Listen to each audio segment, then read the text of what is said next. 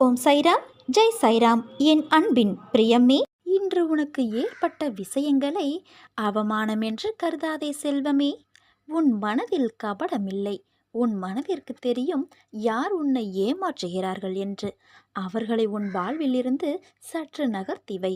எதை வேண்டுமானாலும் பொறுத்து கொள்ளலாம், ஆனால் நம்பிக்கை துரோகத்தை பொறுத்து கொள்ளவே முடியாது. அப்படி செய்த அவர்களை என் கையில் விட்டுவிடு. அவர்களுக்கு நல்ல பாடத்தை நான் கற்றுக் கொடுக்கிறேன். நீ எதையும் வெளியே காட்டாதே. உனக்கான மிகப்பெரிய சொத்து நிம்மதிதான். நீ அழாதே. இன்று உன் மனதில் ஏற்பட்ட காயம் என்பது என் மனதில் ஏற்பட்டதற்கு சமம். அதை நான் எப்படி சரி செய்கிறேன் என்பதை நீ பார். ஆனால் அவர்களுக்கோ அதையே அவர்கள் அனுபவித்துதான் புரிந்து கொள்ள வேண்டும் என்பது அவர்களுடைய விதி. மற்றவர்களுக்காக யோசி, உதவி செய். மற்றவர்கள் கஷ்டத்தை நினைத்து வருந்து. மற்றவர் வழிக்காக பிரார்த்தனை செய். என் குழந்தை வைரம். அதனால்தான் உன்னை ஒரு வடிவம் கொண்டு வருவதற்காக நான் செதுக்கிக் கொண்டு இருக்கின்றேன். உன்னை சுற்றி உள்ளவர்கள் உன்னை காயப்படுத்தும் பொழுது சாயி அந்த காயத்தை குணப்படுத்துவார். அவமானப்படுத்தும் பொழுது சாயி உன்னை அவர்கள் முன்னால் தலை நிமிர்ந்து வாழ வைப்பார். உன்னை கஷ்டப்படுத்திய அவர்களை நினைத்து தினம்தோறும் கண்ணீர் வடிக்காதே. நீ தைரியமாக இரு. உன்னை எவர் கஷ்டப்படுத்தினாலும் உன் கண்முன்னே தக்க தண்டனையை நான் அளித்தே தீருவேன். ஐயங்களும் கஷ்டங்களும் உங்கள் நம்பிக்கையை சற்றே அசைத்து பார்க்கத்தான் நடக்கின்றன என புரிந்து கொண்டு என்னை சந்தேகிக்காமல் கடந்து வா. உரிய நேரத்தில் நான் உன்னை சரி செய்வேன். எல்லாவற்றிற்கும் ஒரு முடிவு உண்டு. கவலைப்பட வேண்டாம். உன் இதயத்தில் என்னை நேசி. நல்லதே நடக்கும். உறவுகளுக்குள் நீ பட்ட துயர் அனைத்தையும் நான் அறிவேன். இருந்தும் நீ அவர்களிடம் கொண்ட அனுசரணை, செய்த தர்மம் என்றும் உன்னை வாழ வைக்கும். இனி உன் வாழ்க்கையில் நீ விரும்பிய வளங்கள் அனைத்தையும் உன்னை வந்தடையும்படி நான் செய்வேன். இது உன் நற்குணத்திற்கான பரிசு. உன் மதிப்பை அவர்கள் உணரும்படி செய்வேன். நீ கவலைப்படாமல் செல். உனக்கென்று நான் எழுதியதுதான் நடக்கும். அதை மீறி எதுவும் நடக்காது. மற்றவர்களை காயப்படுத்தக்கூடாது என்று இருக்கும் உன்னை நான் எப்படி காயப்படுத்துவேன்? தைரியமாக இரு. எத்தனை முறை கீழே விழுந்து எழுந்தாலும் மனம் தளராமல் மறுபடியும் எழுந்து நின்றுவிடு. தோல்விகளை சந்தித்ததால் அது தோல்வி என்று அர்த்தமில்லை. இறுதியில் நீதான் ஜெயிக்கப் போகிறாய் என்று அர்த்தம். உனக்கான நேரம் தொடங்கிவிட்டது. உடல், மனம், பணம் ரீதியான உன் அனைத்து துயரங்களும் நீங்கும். இனி உன் வாழ்வில் சகல நலமும் வளமும் பெற்று சீரும் சிறப்புமாய் வாழ்வாய். எவர் ஒருவர் எனது பெயரை அன்புடன் உச்சரிக்கிறார்களோ அவர்களின் விருப்பங்களை எப்படிப்பட்ட சூழ்நிலையில் இருந்தாலும் நிறைவேற்றி தருவதை என் கடமையாக கருதுகிறேன். வாழ்க்கைக்குரிய முக்கியமான பாடம் ஒன்றை நீ கற்று அறிந்திருக்கின்றாய். அது என்னவென்று உனக்கு புரிகிறதா? கொடுப்பது நாமாக இருப்போம் என்றால் நமக்கானது நம்மை தானாக வந்தடையும். எதையும் மற்றவரிடம் நாம் எதிர்பார்க்க வேண்டாம் என்ற பக்குவ நிலையை உன் மனம் எட்டுகிறது என்பதை உன் சாயப்பா எண்ணி சந்தோஷமடைகின்றேன். உனக்காக என்றும் உன் உயிராய், அம்மாவாக, அப்பாவாக எப்போதும் நான் இருப்பேன். உன் ஆசையையே பற்றி கொண்டு கிடக்காதே. கடந்த 3 நாட்களாக உன் மனதை உறுத்தி கொண்டு இருக்கும் ஆசையை விட்டுவிடு. என்னை நினை, என்னை பணி. எல்லாம் சரியாகும். 2 பேர் ஒன்று சேர்ந்து உன் வேலையை முடிப்பார்கள். இது உன் சாயப்பாவின் என் சத்திய வாக்கு. தினம் தினம் ஏதோ ஒரு கஷ்டத்தில் சிறைப்பட்டு அதனுடன் போராடி வழி தெரிந்து வெளியே வருவதற்குள் போதும் இந்த வாழ்க்கை என்ற எண்ணம் தோன்றுகிற அளவுக்கு துன்பத்தால் நெறிப்பட்டு சிக்கியுள்ளாய். மனிதனாய் பிறந்த எல்லோருக்கும் இந்த மண்ணுலக வாழ்க்கையில் இதை போன்ற ஒரு காலம் வரத்தான் செய்யும். என்ன செய்வது? விதியின் விளையாட்டு. உலகியல் வாழ்க்கையில் இடம்பெற்ற அமைப்பாய் உருவாகியிற்று. உன்னுள் இருக்கும் பலத்தை சோதித்து உனக்கு உன்னையே காண்பிக்கத்தான் நான் உனக்கு வரும் கஷ்டத்தை வேறு ரூபத்தில் திருப்பியுள்ளேன். விதிவசத்தால் உனக்கு இந்த காலம் கடினமாக இருக்கலாம். ஆனால் இது உன்னை அறிந்து உன்னை உனக்கு புரிய வைக்கத்தான் இத்தனை செய்கைகளையும் செய்கின்றேன். விதி, மாயை இரண்டும் உன் வாழ்க்கையை இப்படி மாற்றிவிட்டதே என்று என் மனம் புலம்பி தவிக்கின்ற தவிப்பு எனக்கு மட்டும்தான் தெரியும். உனக்கு சுதந்திரம் என்பதை விட உன் ஆத்மாவுக்கு சுதந்திரத்தை தருவேன். பறவையாய் வானத்தில் சுதந்திரமாய் பறந்த உன்னை கூண்டில் அகப்பட்டு கிடப்பதை காணும் பொழுது என் மனம் வலிக்கின்றது. இனிமேல் வானத்தில் நீ சிறகு விரித்து பறக்கப் போகின்றாய். அந்த அளவிற்கு உன் நிலைகள் மாறும். உன் மனதில் நான் ஏற்படுத்திய மாறுதல்களை நீ உணர ஆரம்பித்து விட்டாய். நிச்சயம் செம்மையாக உயரப்போகின்றாய். தனது பக்தனை எந்த சூழ்நிலையிலும் காத்தருளக்கூடியவர்தான் உன் சாயப்பா நான். என் வழி நடத்துதலை வார்த்தைகளால் விவரிக்க முடியாது. அதை உணர மட்டுமே முடியும். பாபாவிடம் நம்மை முழுமையாக அர்ப்பணித்து எந்த நிலையிலும் பாபா நாமம் ஜபித்து வாழ்ந்தோமேயானால் நம்மை சூழ்ந்துள்ள அனைத்து பிரச்சனைகளும் நம்மை விட்டு விலகி செல்வதை நாம் அனுபவத்தில் உணர முடியும். உதாரணத்திற்கு, பாபாவின் நெருங்கிய பக்தரான சாமாவை ஒரு முறை நச்சு பாம்பு ஒன்று கடித்துவிட்டது. வலி கடுமையாக இருந்தது. விஷம் மெல்ல மெல்ல உடல் முழுவதும் பரவிக்கொண்டு இருந்தது. சாமாவும் பயத்தில் மிரண்டு போயிருந்தார். உடல் முழுவதும் சிவந்து போயிருப்பதை பார்த்த அருகில் இருந்தவர்களில் ஒவ்வொருவரும் மருத்துவரிடம் செல்லவும் விரோபா கோவிலுக்கு செல்லவும் அறிவுறுத்தினர். விரோபா கோவிலுக்கு சென்றால் பாம்பு கடித்தவர்கள் உயிர் பிழைத்து விடுவதாக சீரடி மக்கள் நம்பினர். ஆனால் ஷாமாவோ, எனக்கு எல்லாமே பாபாதான், அவரிடமே நான் செல்ல விரும்புகிறேன். ஒருவேளை எனது உயிர் போவதாக இருந்தாலும் அது எனது ஒரே அடைக்கலமான பாபாவின் மசூதியிலேயே போகட்டும் என்று கூறி அழுதபடி பாபா வாழ்ந்து வந்த மசூதிக்கு ஓடி சென்று பாபா பாதத்தில் வீழ்ந்து பணிந்தார். பாபாவின் மசூதிக்கு சென்றவுடனே உயிர் பிழைத்தார் சாமா. இதற்கு பெயர்தான் குரு பக்தி. நீ என் மீது முழு நம்பிக்கை கொண்டிருந்தால் நான் உனக்கு எதையும் செய்வேன். உன்னுடைய பாரம் மிக கடுமையாகவும் வேதனைகள் தாங்க முடியாததாகவும் வாழ்க்கை நெருக்கடி நிறைந்ததாகவும் இருப்பதை பார்த்து நீ சஞ்சலப்படுகிறாய்.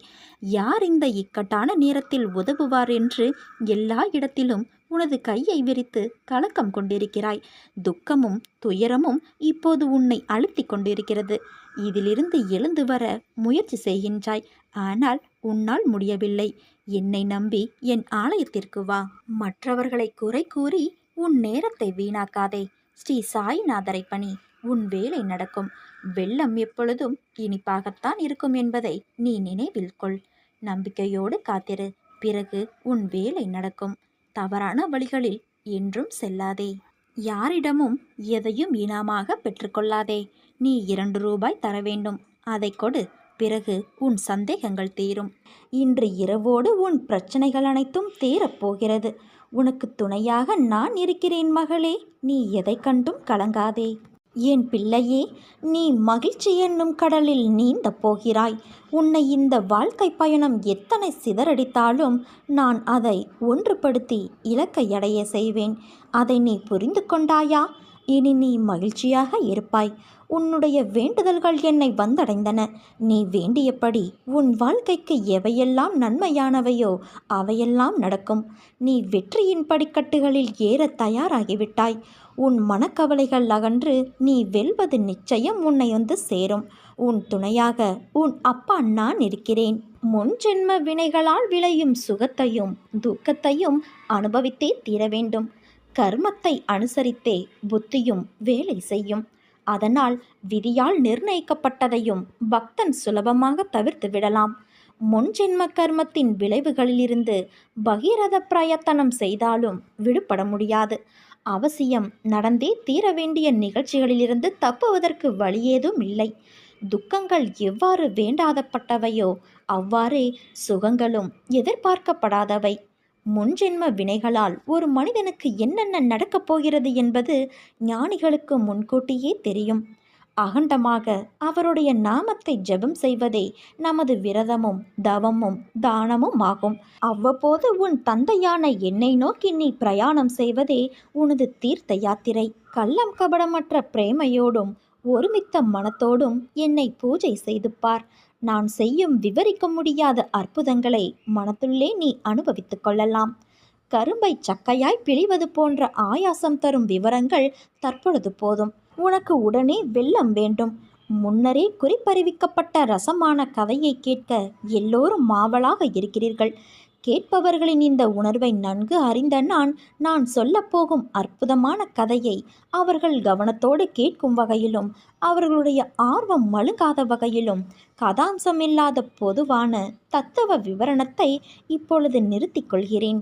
உன்னுடைய இன்பமான வாழ்க்கை இந்த நிமிடத்திலிருந்து ஆரம்பமாகிவிட்டது. உன் துன்பங்கள் முடிந்துவிட்டது. இனி எல்லாம் சுகமே. உன் இல்லத்தில் இருள் நீங்கி வெளிச்சம் வந்துவிட்டது என் குழந்தையே. நீ சந்தோஷமாக இரு. நீ மனம் உடைந்து போகாதே. உன் உடைந்த வாழ்வை அழகான வாழ்வியலாக மாற்றவே உன்னை இறுக கரம் பற்றி நான் காத்துள்ளேன். உடைந்த உன் வாழ்வை மிகப்பெரிய காரியங்களுக்காக தயார்படுத்துகிறேன். என் தங்கமே, நான் உன்னை பரிபூரணமாக்க வந்தேன். உன் பலவீனங்களை நீக்கிவிட்டேன். நீ இனி எந்த சூழலையும் தைரியமாக எதிர்த்து போராடலாம். எங்கும் எப்போதும் எவ்விடத்தும் நான் உனக்கு துணையாக இன்றும் என்றும் இருப்பேன். சேர்த்து வைத்த நல்ல குணங்கள் எவையோ அவை மட்டுமே ஜீவனோடு வரும். உயர்ந்த கதியை நல்கும்.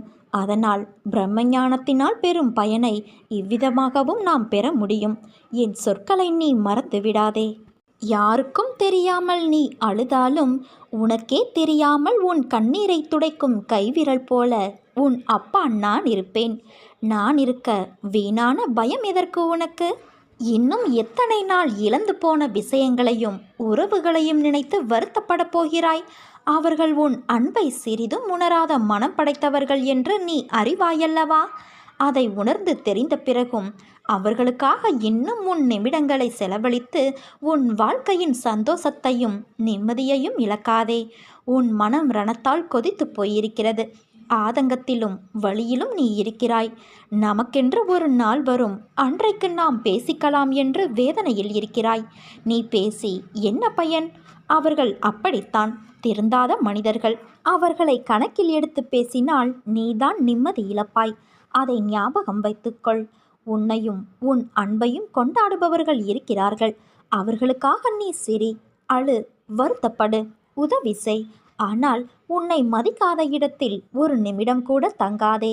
அமைதியாக அவர்களை விட்டு நகர்ந்து வந்துவிடு. அவர்களை பற்றி நீ யோசிக்காதே குழந்தையே. உன் கோபம் நியாயமானதுதான்.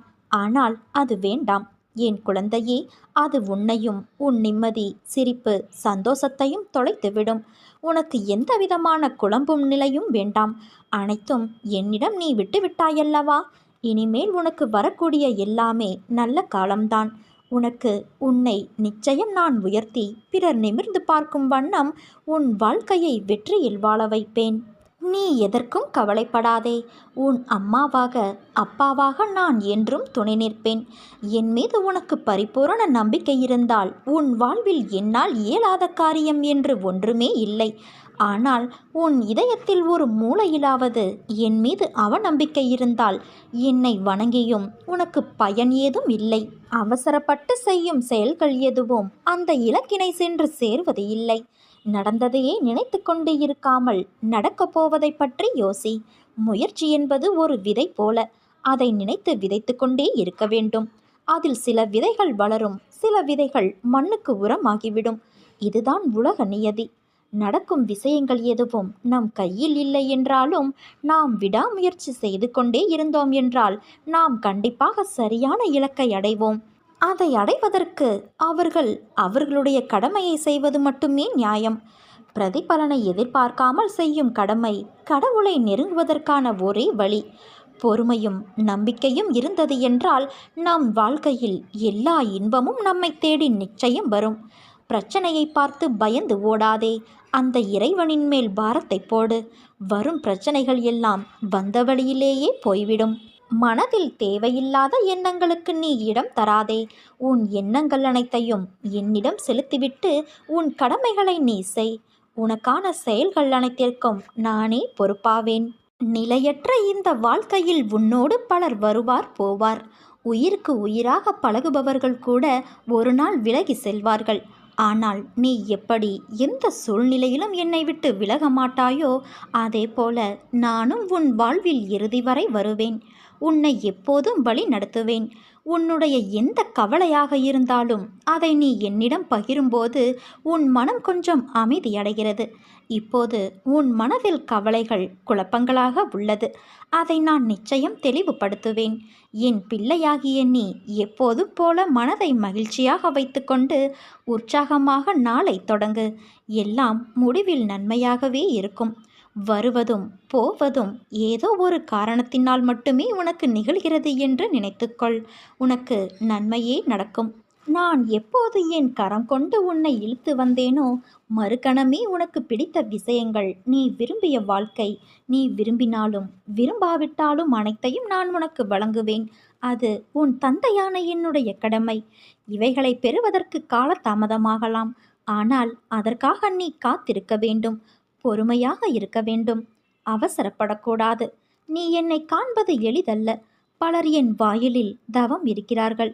அப்படிப்பட்ட சூழ்நிலையில் நீ எதற்காக அவசரப்படுகிறாய்? ஏன் இந்த பதட்டம்? பாதுகாப்பு வளையமாக உன்னையே நான் சுற்றி வருகிறேன். உன்னை இதுவரை என் பொக்கிஷமாக வைத்திருக்கின்றேன்.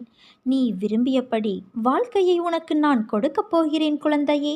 அதை நீ உதிர்ந்து விடாமல் பக்குவமாக வைத்து கொள்ள வேண்டாமா? புரிந்து கொண்டு வாழ கற்றுக்கொள்.